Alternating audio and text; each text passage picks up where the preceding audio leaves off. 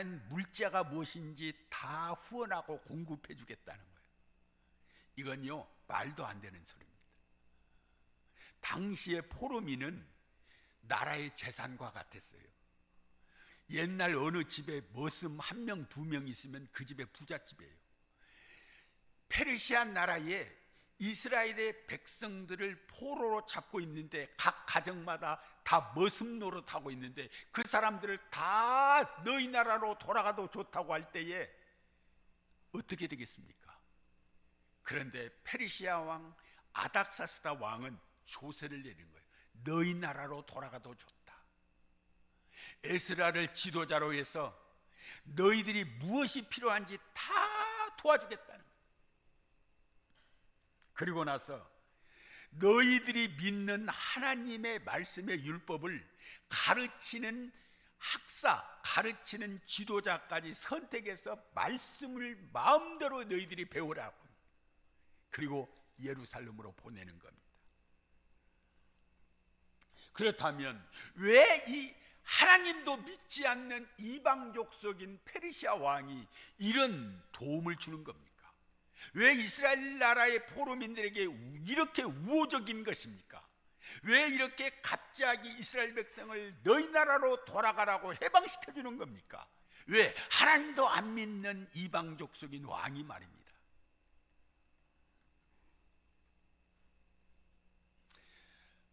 이 성경에 있는 우리가 읽지 않는 27절 28절에 보면 공동 번역 성경이 이렇게 나와 있어요. 에스라가 이 조서를 받고 나서 이렇게 하나님을 찬양하고 감사합니다.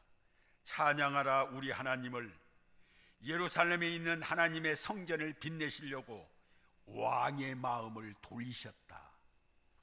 왕과 고문들과 높은 고관들을 통해 이 에스라에게 총애를 받게 하셨다. 나의 하나님께서 우리를 보살펴 주셨기 때문입니다.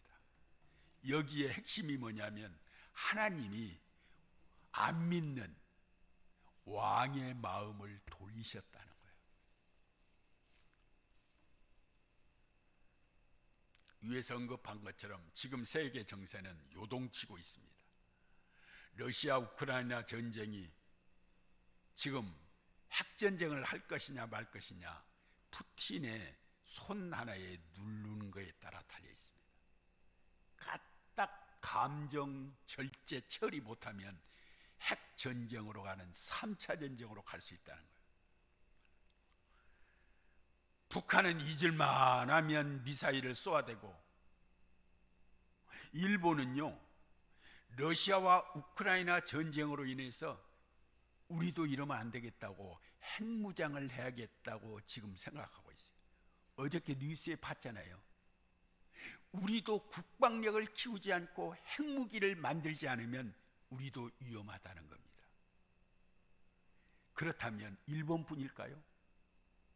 러시아가 우크라이나가 전쟁을 통해서 많은 나라들이 지금 속으로 이렇게 생각할 겁니다. 이러다가 우리도 큰일 나겠다. 우리도 핵을 만들자.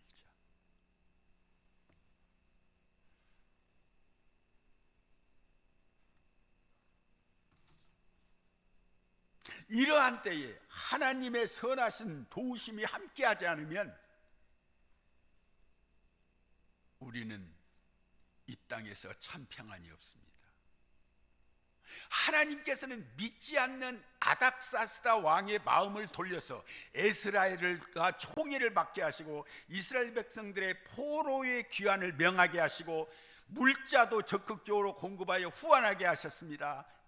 하나님은요 때로는 하나님을 믿지 않는 사람까지도 마음을 돌리셔서 당신의 뜻을 위해 사용하게 하시고 돕는 자로 하나님이 쓰시는 겁니다. 아멘. 마찬가지로 여러분도 금년 한 해에 하나님을 믿지 않는 이방 사람까지라도, 하나님을 믿지 않는 사람까지라도 마음을 돌려서 여러분과 나의 삶을 도와주신 도움자로, 협력자로, 도구로 하나님께서 붙여주실 줄로 믿으면 아멘 합시다. 아이고, 아니 생전 처음으로 못 보던 사람이 나를 도와줬네. 저 사람이 그럴 사람이 아닌데 나의 도움자가 되었네. 여러분, 대통령도 한 인간입니다. 혼자 다 할 수가 없잖아요. 반드시 옆에 도움자가 필요합니다. 협력자가 필요합니다. 그런데 옛날 왕도 대통령도 다 옆에 멘토를 두었습니다. 도움자가 있어요. 그런데 그 도움자 옆에 누가 있느냐가 중요한 거예요. 옛날에 이승만 대통령 옆에는 이기붕이라는 이상한 사람이 있었습니다. 완전히 나라 망했잖아요. 옛날에 박정희 옆에는 차지철이라는 비서실장이 있었습니다. 나라 완전히 망했죠. 비참하게 박정희 대통령 죽었잖아요. 바로 박근혜 옆에는 최순실이라는 사람이 옆에 있었잖아요. 박근혜 옆에. 앞으로 대통령이 선출될 이 나라 이 민족의 지도자 옆에 하나님께서 마음에 감동을 주셔서 나라를 돕는 사람, 민족을 돕는 사람, 진짜 순수하게 겸손하게 충성하게 이 나라를 사랑할 수 있는 사람을 우리가 붙여달라고, 하나님께서 마음에 감동을 주는 아닥사스다처럼 그런 사람을 붙여달라고 우리가 기도해야 돼요. 아멘. 이상한 사람, 아무리 대통령이 똑똑할지라도 이상한 사람 옆에 있으면 이상한 소리가 들어가는 거예요. 그래서 우리가 기도해야 되는 겁니다. 하나님, 진짜 새로 선출된 대통령 옆에 하나님의 성령의 마음, 그 마음에 감동을 줘서 진짜 좋고 유익한 사람, 겸손한 사람을 대통령 옆에 붙여주세요라고 기도해야 할 줄로 믿습니다. 아멘. 아무리 대통령이 좋은 생각을 갖더라도요, 옆에서 쏘삭거리면 대통령도 인간이에요.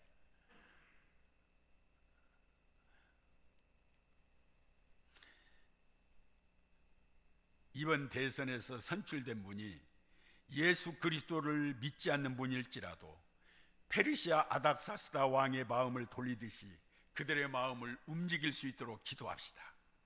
지금 대통령 후보들의 면면을 살펴보면 겉으로는 각 당의 후보자들이 각기 다른 종교의 눈치를 보면서 왔다 갔다 합니다.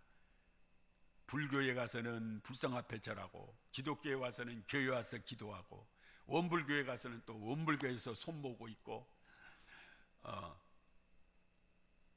그러나 내일 모레 수요일날 결정이 나면, 선택되어지고 난 후에 우리가 진짜 하나님을 두려워하는 지도자가 선출될 수 있도록 기도해야 돼요. 아멘.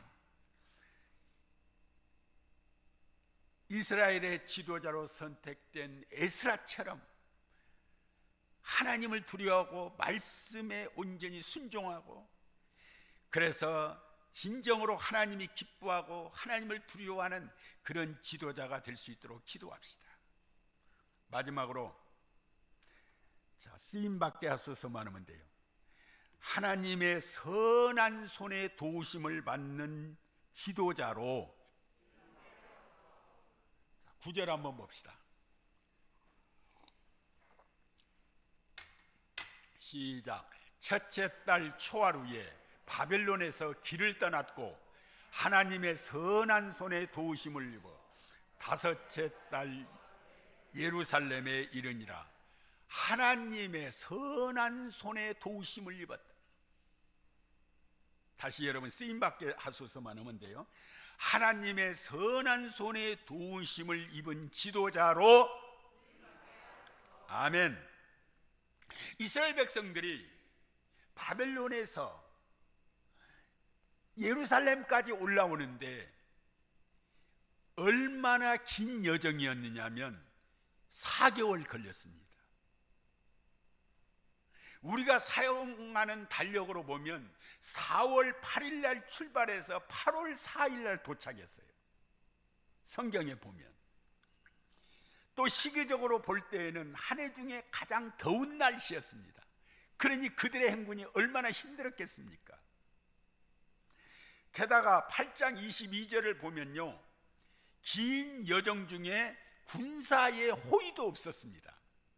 그러니까 이스라엘 백성들이 예루살렘으로 4개월을 올라오는 동안에 광야 위험도 있었을 것이고 토 세력들의 공격도 있을 수도 있었고 또 강도와 적들이 질비하게 있을 수도 있습니다.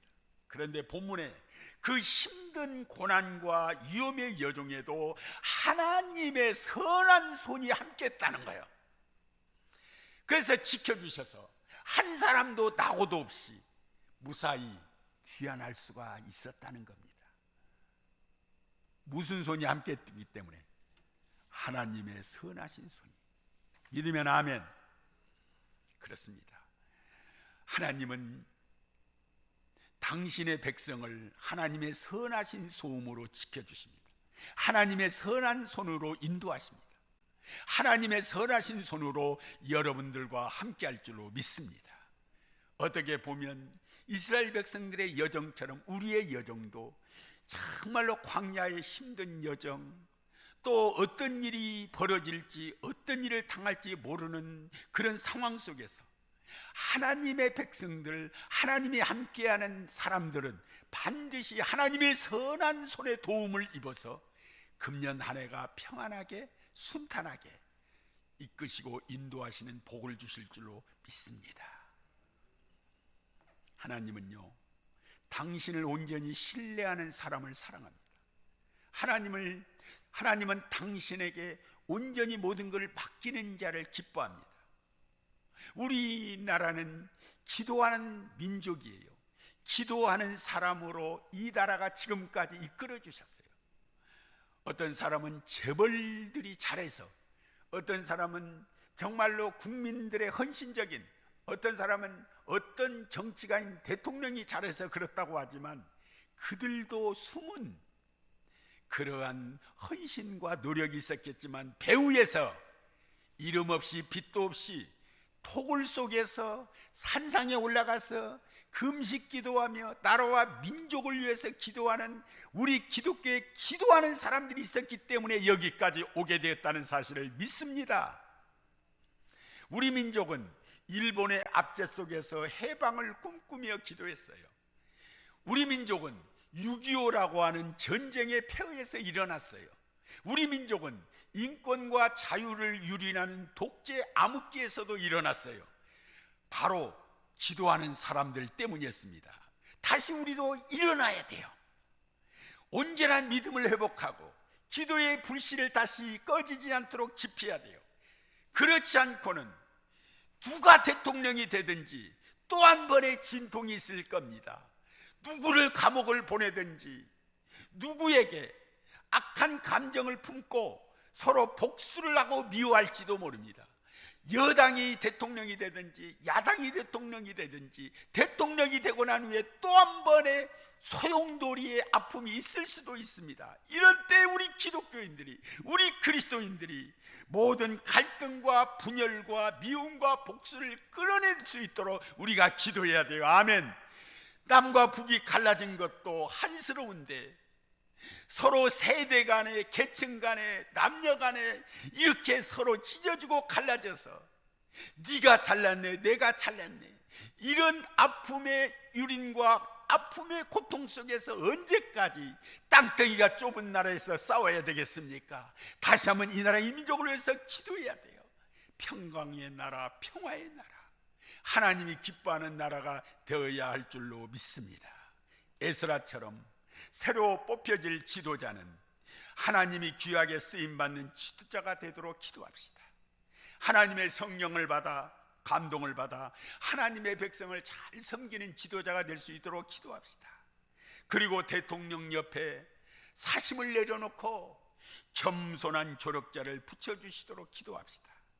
그래서 이 민족이 하나님의 선한 손에 도우심을 입음으로 말미암아 하나님이 기뻐하시는 이 나라 이 백성이 되어 세계 열방까지 섬길 수 있는 하나님이 원하시는 하나님의 나라 확장을 위하여 통로가 되도록 기도할 수 있기를 원합니다. 하늘에는 영광이요 땅에는 평화를 소원하셨던 그 우리 하나님의 뜻을 이룰 수 있는 지도자가 선출될 수 있도록, 그렇게 선출된 대통령이 그렇게 쓰임받을 수 있는 지도자가 되도록 기도하기를 원합니다.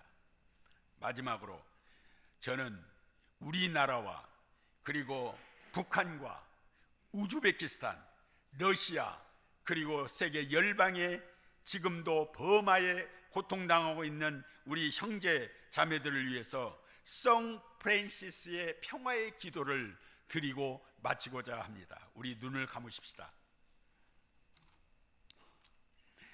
주님, 저를 평화의 도구로 써주소서.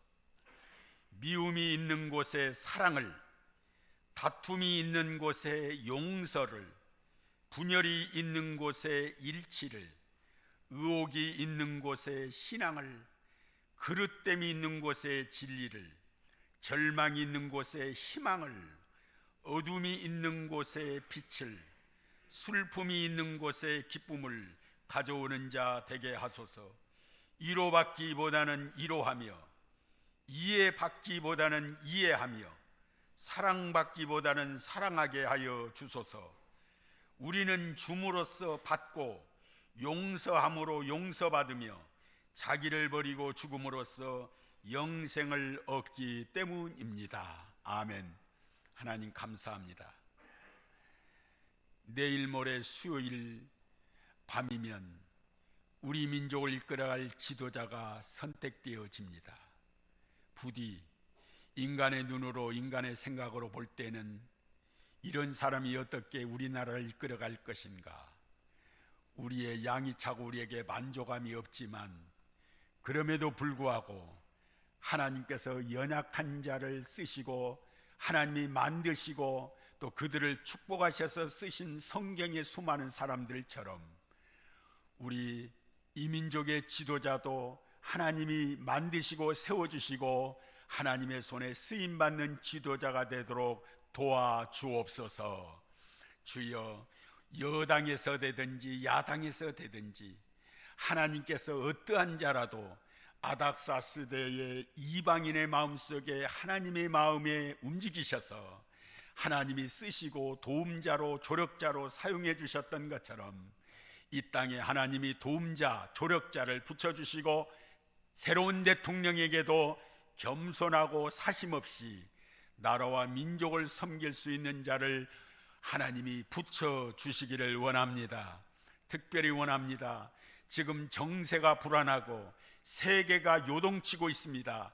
이런 때에 하나님의 선하신 손의 도우심을 입지 않고는 우리가 불안해서 살 수가 없습니다. 특별히 우리 사랑의 교회 성도들, 가정마다 자녀들마다 사업장마다 일터마다 금년 한 해 하나님의 선한 손의 도우심을 입어 순탄하고 평탄의 복을 허락하여 주옵소서. 가정의 건강함을 허락하여 주시고 특별히 원합니다. 물질적으로 어려움이 없도록 때마다 일마다 공급해 주시고 하나님을 믿지 않는 불신자까지라도 도움자로 협력자로 우리에게 붙여 주시옵소서. 이번 한 주간도 능히 승리하고 이기는 자 되기를 원하오며 예수 그리스도 이름으로 축복하오며 기도하옵나이다. 아멘.